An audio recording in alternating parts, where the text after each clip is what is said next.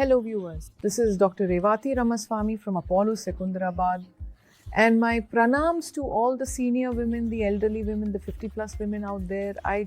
This is especially for you. Menopause is when you have not had a period for one full year. What is menopause? No period for 1 year. Do you bleed after that? Sometimes. That is called as post-menopausal bleeding. Many women come to me and say, Madam, I bled, but it is so little. I bled for about a couple of times, but very little. It is not harming me. But then I tell them that you should not bleed after menopause because there are no hormones. So where is the bleeding coming from? So you need to come to your doctor to evaluate why you are bleeding after menopause. So what is the first few tests we do?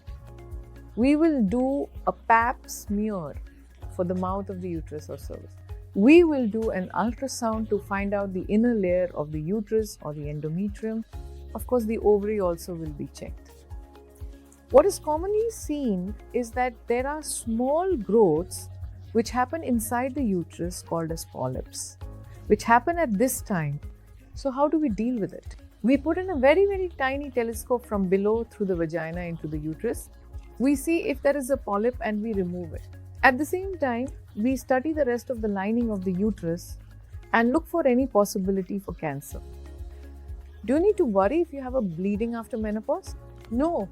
Most of the times, very simple hysteroscopy, polypectomy, biopsy is sufficient. Rarely you may require a removal of the uterus. Do you ignore a postmenopausal bleeding? Never. Because you need to evaluate that little chance of cancer which develops. Do you need to knock out the uterus for fear of cancer? No, because cancer happens in few. Simple problems are there in many.